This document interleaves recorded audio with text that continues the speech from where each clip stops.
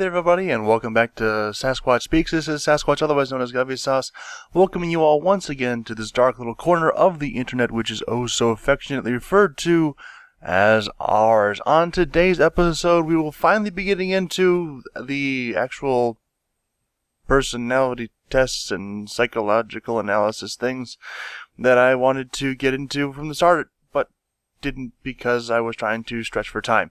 And I'm not sure how well that worked out, because the last 2 days were kind of meh. But today actually has a lot more, something I'm very familiar with. I've taken this test a lot of times before. I actually know ahead of time what sort of results are coming from it, and that they actually have, legitimate explanation as to what is a part of it. Today, we'll be doing the Myers-Briggs, which is kind of strange because the guy who came up with it was a guy named Carl Jung. If you don't know who that is, then you should probably read a book sometime and maybe you'll find out. Anyway, so, a little bit about this. According to Carl Jung, theory of psychological types, people can be characterized by their preference or general attitude. Extroverted, introverted, their preference of one of the two functions of perception, sensing versus intuition, and their preference of one of the two functions of judging, thinking versus feeling. The three areas of preferences introduced by Jung are dichotomies, bipolar dimensions where each pole represents a different preference. Jung also proposed that in a person, one of the four functions above is dominant, either a function of perception or a function of judging. Isabel Briggs Myers, a researcher and practitioner of Jung's theory, proposed to see the judging-perceiving relationship as a fourth dichotomy, including personality type. Influencing personality type, my mistake. Judging versus perceiving. And by this, well, now I know how that they got this name, because of the lady who came up with the test. Not just using his theories to formulate it. All possible permutations of preferences in the four dichotomies above yield 16 different combinations or personality types, representing each of the two poles in each of the four dichotomies dominant in a person, thus defining 16 different personality types. Each personality type can be assigned a four-letter acronym of corresponding combination of preferences, and it goes on to list those. And then it goes on to explain just what it is exactly that it's talking about. The first letter in the personality type acronym corresponds to the first letter of the preference of general attitude, E for extroversion and I for introversion, and goes on explains all the rest of those. Then it goes on to say what mine is, and I'll get to that in a second, because I want to read this first.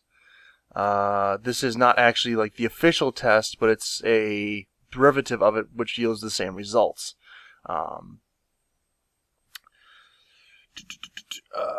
Okay, what it is, it expresses all of your preferences in percentages of one over the other.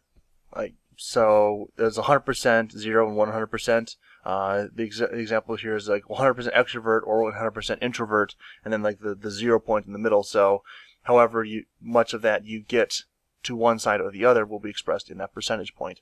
I'm not sure if I explained that very well, but if not, just leave me a comment in the description down below, or you can just go to the link provided in my description, and yeah, you can take the test for yourself and be informed, because this is just right off the front page.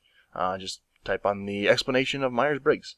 So I have already taken the test, and no surprise to me, because like I said, I've taken this before. I am an INTJ, which means I'm introvert, intuitive, thinking, and judging person. In terms of percentage-wise, I have a moderate preference of introversion over extroversion, with 56% preference for introversion.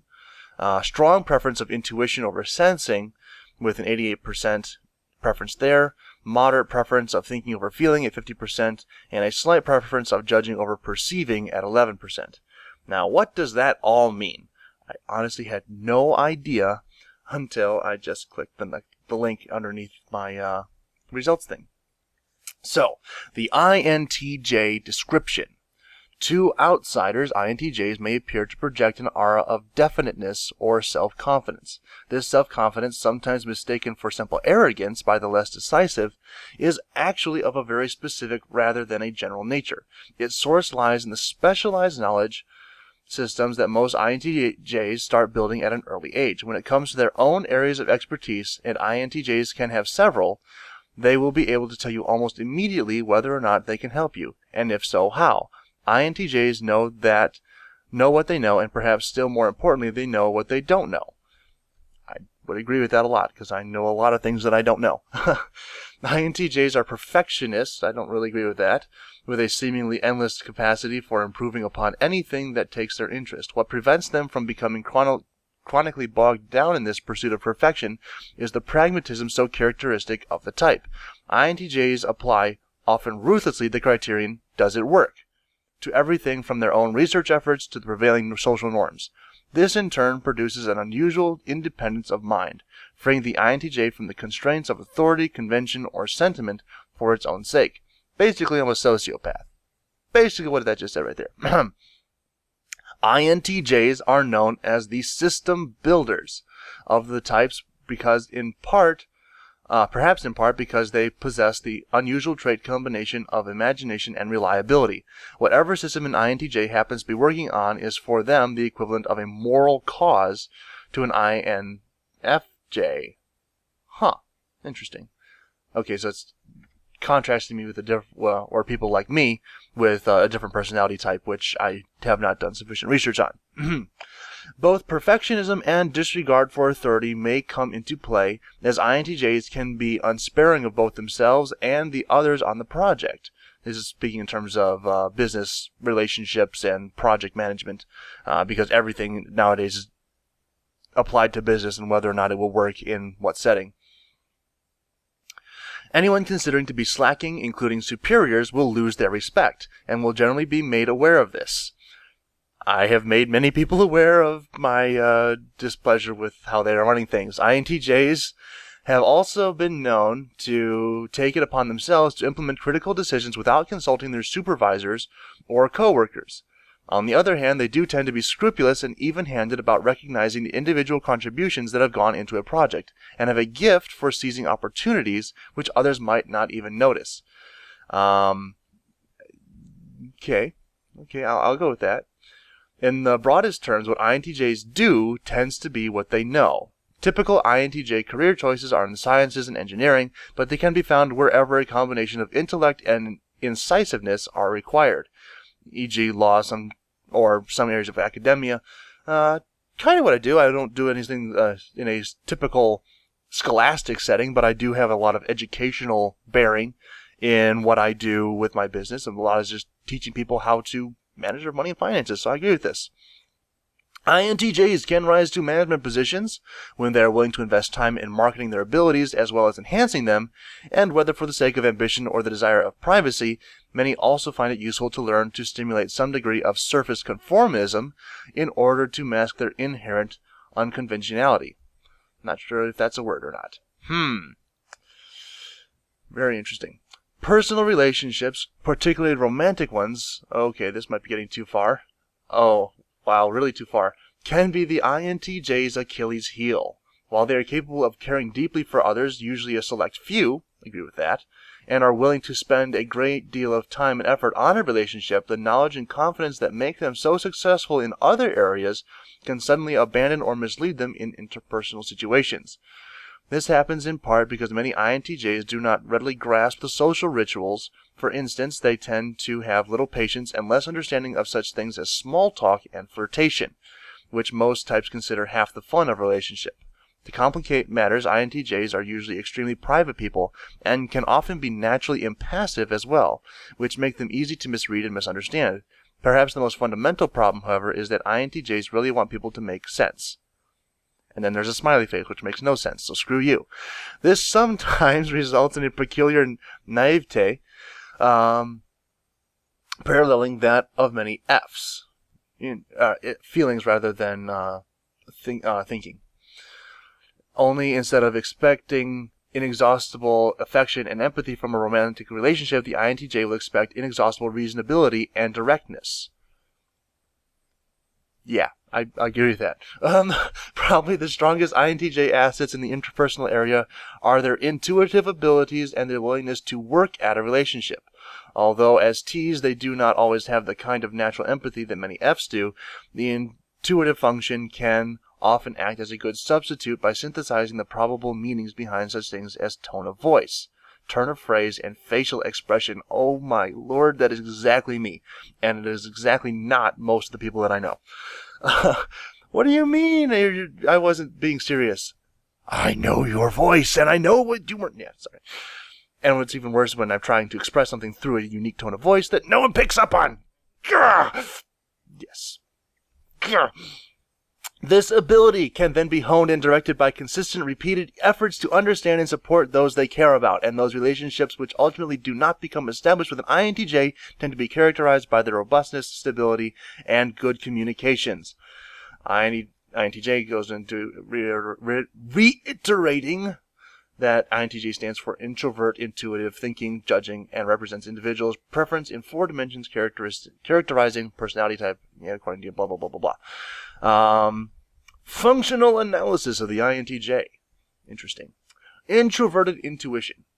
INTJs are idea people. Anything is possible. Everything is negotiable. Whatever the outer circumstances, INTJs are ever perceiving inner pattern forms and using real-world materials to operationalize them. Others may see what is and wonder why. INTJs see what might be and say, why not? Paradoxes, antinomies. Not sure what that word is. I'll have to look that up later. And other contradictory phenomena aptly express the intuitor's amusement at those whom they feel may be taking a particular view of reality too seriously. INTJs enjoy developing unique solutions to complex problems. Extroverted thinking.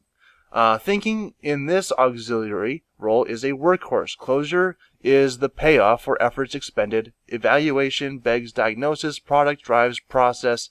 As they come to light, thinking tends, protects, affirms, and directs intuition's offspring, fully equipping them for fulfilling and useful lives.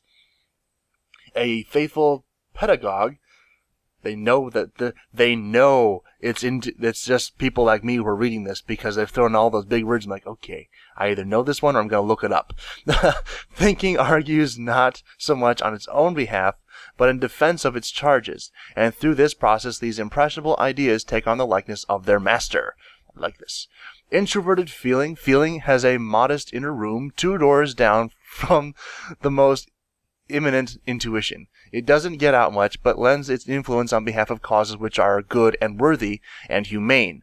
We may catch a glimpse of it in the unspoken attitude of goodwill or the gracious smile or nod. Some question the existence of feeling in this type, yet its unseen balance to thinking is a cardinal dimension in the full measure of the INTJ's soul. Extroverted sensing. I wonder why they're throwing in all these things that I'm not. Anyway, sensing serves with a goodwill or not at all. As other inferior functions, it has only a rudimentary awareness of context, amount, or degree. Thus, INTJs sweat the details or, at times, omit them. Oh, man. Yep. Just completely omit them. Not important in the slightest. I've made up my mind. Don't confuse me with the facts. Could well have been said by an INTJ on a mission. Sensing's extroverted attitude is evident in this type's bent to savor sensations rather than merely categorize them. Indiscretions of indulgence are likely an expression of the unconscious vengeance of the inferior. Interesting. And then it goes through and it lists some of the famous people who have been, INTJs, and even throw in some fictional people because why not?